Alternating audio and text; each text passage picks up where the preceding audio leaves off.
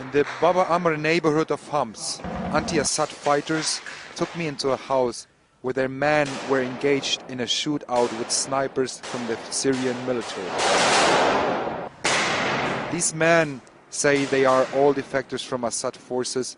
They call themselves the Free Syrian Army. One of the men managed to take a rifle with a precision scope with him when he defected. But most of the fighters from the Free Syrian Army are ill-equipped, short on guns and ammunition, and with no heavy weapons. Still, they have managed to kick Assad forces out of Baba Amr and hold the area. It's possibly the first place in Syria beyond government control. Checkpoints like this mark the front line. Assad's troops are about 25 to 30 meters away from us with soldiers and tanks. We are here to prevent them from passing and killing young and old. The man introduced me to one of their leaders. Abdul Razak طلاس is one of the few willing to be identified. He was a lieutenant in Assad's army before defecting. His uncle is a former Syrian defense minister. We got orders in the army that went against my oath as a soldier. I had sworn to protect civilians, but when I saw what the government forces were doing to the people, I defected on June 2nd. People like Abdul Razak طلاس are heroes for the people of Baba Amr. He was cheered at an anti-government demonstration.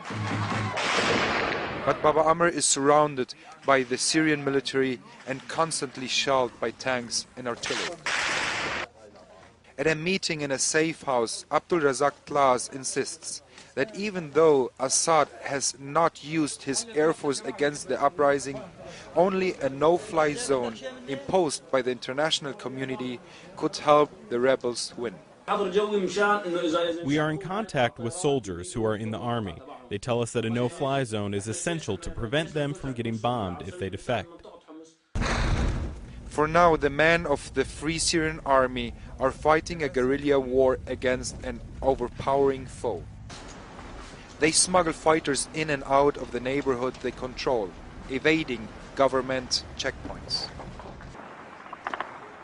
At night, they search everyone entering and leaving the area to stop government death squads, the so-called Shabiha, from getting in. The street you see over there is controlled by the Shabiha.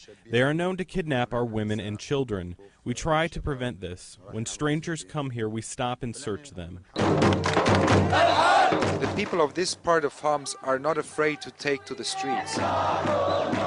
There are regular nighttime rallies.